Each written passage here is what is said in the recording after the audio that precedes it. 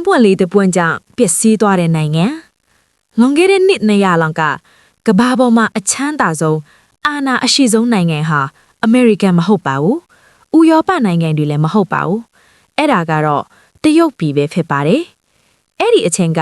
ကမ္ဘာကုန်ပစ္စည်း3ပုံ1ပုံကိုတရုတ်ပြည်ကထုတ်လုပ်ပေးနေရတာဖြစ်ပါတယ်။နိုင်ငံခြားပြည်ရင်တွေဟာတရုတ်နဲ့ကုန်သွယ်ခွင့်ရဖို့အောက်ကျပြီးတောင်းပန်ခဲ့ကြရတယ်။ဒါပေမဲ့ရာစုနှစ်တစ်ခုအတွင်းမှာပဲအဲ့ဒီမဟာအင်ပါယာကြီးဟာဖြိုလဲပျက်စီးသွားခဲ့ပါတယ်။တနက်တွေဘုံဒီကြောင့်ဖြိုလဲသွားတာမဟုတ်ခဲ့ပါဘူး။လှပတဲ့ပန်းပွင့်လေးတစ်ပွင့်ကြောင့်ဖြိုလဲခဲ့တာပါ။အဲ့ဒါကတော့ဘိန်းပင်ပဲဖြစ်ပါတယ်။ဒီနေ့မှာတော့ကမ္ဘာအကြီးဆုံးမူရစ်ဆေးဝါးရောင်းဝယ်မှုကြီးကနေအစပြုပြီးတရုတ်ပြည်ရဲ့ရာစုနှစ်တစ်ခုကြာအရှက်တကွက်ဖြစ်ရဆိုဘလို့စော့တင်ခဲ့တယ်လဲဆိုတာကိုပြောပြပေးတော့မှာပါ။ထောင်ရှိလောက်ပြည့်နှစ်လောက်မှာတရုတ်ပြည်ကိုချင်းမင်းဆက်ကအုပ်စိုးနေပါတယ်။ဥရောပသားတွေဟာတရုတ်ပြည်ကထွက်တဲ့လက်ဖက်ချောက်ပိုးထေနဲ့ကျွေးထဲတွေကိုအယမ်းလိုချင်ခဲ့ကြပါတယ်။အထူးသဖြင့်ဖီတီနိုင်ငံမှာလက်ဖက်ရည်တောက်တာခစ်စားလာလို့တရုတ်လက်ဖက်ချောက်ကိုမဖြစ်မနေဝယ်ယူခဲ့ရပါတယ်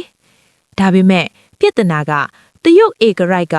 ဥရောပကုန်ပစ္စည်းဘာကိုမှမလိုချင်ခဲ့ပါဘူး။ငါတို့စီမှာအကုန်ရှိတယ်။မင်းတို့စီကဘာမှမလိုဘူးလို့ပြောလွတ်ပါတယ်။ဒါကြောင့်နိုင်ငံသားတွေဟာကုန်ပစ္စည်းလိုချင်ရင်ငွေသားနဲ့ပဲပေးဝယ်ရပါတယ်။နှစ်ပေါင်းများစွာကြာလာတော့ဖီတိန်နိုင်ငံရဲ့ဗန်ဒါတိုက်ထဲကငွေတွေတရုတ်ပြည်တွေကိုစီးဝင်သွားလိုက်တာကုန်ခါနီးကိုဖက်လာခဲ့ပါတယ်။ဖီတိန်ကုန်ထဲတွေစိတ်ညစ်သွားခဲ့ကြတယ်ပြီးတရုတ်တွေပြန်ဝယ်ချင်မဲ့ပစ္စည်းတစ်ခုခုကိုသူတို့ရှာဖွေရပါတော့မယ်။နောက်ဆုံးမှာတော့သူတို့ရှာတွေ့သွားခဲ့ပါတယ်။အဲ့ဒါကတော့ဘိန်းတွေပဲဖြစ်ပါတယ်။ကဲတော့ဘိန်းဟာတရုတ်ပြည်မှာဆေးဝါးအဖြစ်ရှိနေတာကြာခဲ့ပါပြီ။ဒါပေမဲ့ဗြိတိန်တွေကအိန္ဒိယမှာဘိန်းစိုက်ခင်းကြီးတွေတီထောင်ပြီးဘိန်းကိုဆေးလိပ်လိုရှူရှိုက်လို့ရအောင်ပြုပြင်ကတရုတ်ပြည်တွေကိုတရားမဝင်ခိုးသွင်းมาတော့လေ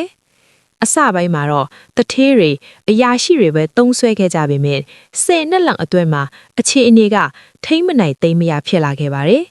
စိတ်ကန်းကအလုတ်သမားတွေလယ်ကွင်းတွေကလယ်သမားတွေနောက်ဆုံးအစိုးရရုံးကဝန်ထမ်းတွေပါဘိန်းဆွဲကုန်ခဲ့ကြပါတယ်1830ဝန်းကျင်ရောက်တော့တရုတ်ပြည်ကိုဘိန်းတထပေါင်းတောင်းကြည့်ပြီးဝင်နေခဲ့ပါတယ်တိုင်းပြည်ရဲ့ငွေတွေကဘိန်းဖို့အထစ်နိုင်ငံသားကိုပြန့်စည်းထွက်ကုန်နေခဲ့ပါတယ်လူတွေကအလုံးမလုံးနိုင်တော့ပဲမိသားစုဘဝတွေပျက်စီးကုန်ပါတယ်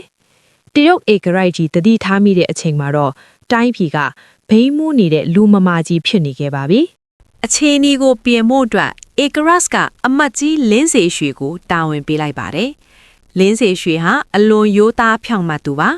သူ့ကိုဘယ်သူမှလက်ထိုးလို့မရပါဘူးသူဟာကန်တုံစိတ်ကန်းကိုရောက်ချင်းမှာပဲနိုင်ငံသားတွေကိုအမိန့်ပေးပါတယ်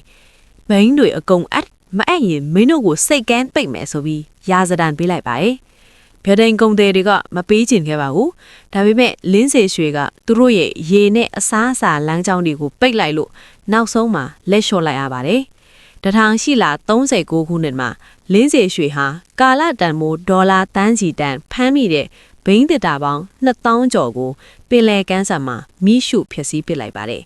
သူကဒါကိုအောင်ပွဲလို့ထင်ခဲ့ပေမဲ့ဗြိတိန်တွေအတွက်ကတော့ဒါကိုစစ်ကြင်ညာခြင်းလို့သတ်မှတ်လိုက်ပါတော့တယ်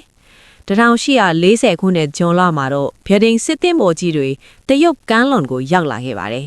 တရုတ်တွေကသူတို့ကိုနိုင်မယ်လို့ထင်ခဲ့ကြပါတယ်ဘာလို့လဲဆိုတော့တရုတ်စစ်တပ်ကလူအင်အားပိုများလို့ပဲဖြစ်ပါတယ်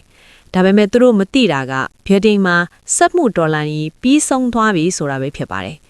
ဗြိတိန်သင်္ဘောတွေကနီမဆစ်လို့ခေါ်တဲ့တန်ချက်ကရေနွေးငွတ်သင်္ဘောကြီးတွေဖြစ်ပါတယ်လေမတိုက်လဲမောင်းလို့ရတယ်တနက်တွေကလည်းအဝေးကြီးကိုလှမ်းဖြစ်နိုင်ပါတယ်တရုတ်သင်္ဘောတွေကတော့တစ်သားရွက်လေဟောင်းကြီးတွေဖြစ်နေခဲ့ပြီးတော့အမြောက်တွေကလည်းပြစ်မှတ်ကိုကောင်းကောင်းမထိခဲ့ပါဘူးတိုက်ပွဲဆတာနဲ့တရုတ်ရေတပ်ကြီးတစ်ခုလုံးကြေမွသွားခဲ့ရပါတယ်ဗြိတိန်တွေကကမ်းခြေမြို့တွေကိုဓမြို့ပြီးဓမြို့အလွယ်တကူသိမ်းပိုက်သွားကြပါတယ်တရုတ်စစ်သားတွေရဲ့တပ်တီကခင်မီနီးပညာကိုမရှင်နိုင်ခဲ့ပါဘူး1842ခုနှစ်မှာတော့တရုတ်အစိုးရလက်နက်ချလိုက်ရပါတယ်နန်ဂျင်းစာချုပ်ကိုလက်မှတ်ထိုးပြီးစစ်ရှုံးခြင်းတွေအများကြီးပေးရတယ်လို့ဟောင်ကောင်ကျွန်းကိုလည်းဗြိတိန်လက်ထဲထိုးအပ်လိုက်ရပါတယ်အဆိုးဆုံးကတော့ဘေးရောင်းဝယ်မှုကိုပါတရားဝင်ခွင့်ပြုပေးလိုက်ရတာပဲဖြစ်ပါတယ် ဒါဟာအဆုံးသတ်မဟုတ်သေးပါဘူးနောက်ထပ်12နှစ်အကြာမှာဒုတိယဘိန်းစစ်ပွဲထပ်ဖြစ်ပြီးဗြိတိန်နဲ့ပြင်သစ်တပ်တို့ကပေကျင်မီတော့အထိတက်လာကတရုတ်ဧကရတ်ရဲ့နန်းတော်ဟောင်းကြီးကိုမီးရှို့ဖျက်ဆီးပစ်ခဲ့ကြပါတယ်ပန်းပွင့်ကလေးတစ်ပွင့်နဲ့စတင်ခဲ့တဲ့ဒီဇလန်ဟာနှစ်ပေါင်း2000တက်တန်ရှိတဲ့တရုတ်အင်ပါယာကြီးကိုဒူးထောက်သွားစေခဲ့ပါတယ်ဒီသင်ခန်းစာကြောင့်လဲဒီနေ့ခေတ်တရုတ်နိုင်ငံဟာမူးယစ်ဆေးဝါးကိုအလွန်တင်းကျပ်ပြီးအင်အားကြီးနိုင်ငံဖြစ်အောင်အမြဲကြိုးစားနေတာပဲဖြစ်ပါတယ်လို့ပြောကြရင်နှိကုံချိုးလိုက်ရပါတယ်အခုလိုအဆုံးထိနားထောင်ပေးတဲ့အတွက်အားလုံးကိုကျေးဇူးတင်ပါတယ်